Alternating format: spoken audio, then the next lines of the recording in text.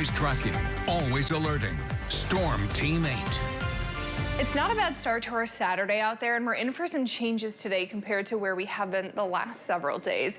We've been dealing with that wildfire smoke, which has given off a look of partly cloudy skies or almost a haze out there. And I want to show where we are today. We've been kind of sitting in this thick layer of smoke, but notice it's starting to break up. Just a light layer over portions of Michigan, and I think that'll continue to improve as we head throughout today.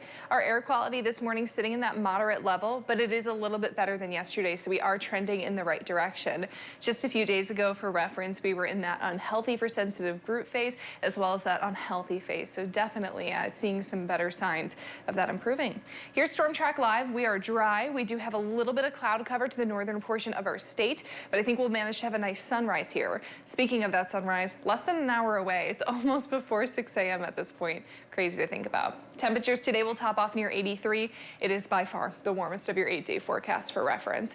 We will start off with sunshine, but cloud cover grows by the afternoon, and that's ahead of a system that could give us an isolated shower or thunderstorm tonight, but really the better chance for some rain comes Sunday. But look at that temperature drop off. That's your high, 68 on Sunday, so definitely going to be feeling a lot different than it is today. So here's that future cast. You saw that cold front starting to pass through. It actually kind of breaks up quickly, and really what we get is just kind of a small disturbance of a few spotty showers. Overnight, though, that rain is expected to become widespread and a bit heavier. You'll notice the chance for a few thunderstorms in the mix, but there is no severe threat in place. I'd say by about 6 or 7 o'clock on Sunday, we're mostly dry, cloudy, but windy. I know a couple people have written in asking about outdoor plans. It's still going to be a little bit cool to be outside with those winds. Feels like temperatures might be closer to those upper 50s to low 60s, so take that into account.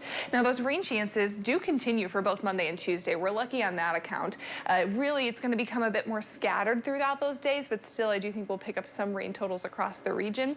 The remainder of the week looks mostly dry, but I'm seeing a chance for maybe an isolated shower or two on Thursday as well as Saturday. And really, we do need the rain. Those rain totals through the end of this really log here will give us about a half of an inch to maybe up to an inch of rain. About a quarter to a half will fall solely on Sunday. So that's really still your best chance for rain.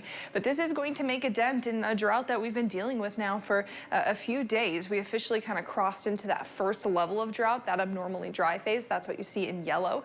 That beige color towards Big Rapids is actually a moderate drought. So, you know, it's a little early in the season to sometimes see this, and this could impact us down the road, so any rain is going to be beneficial to us.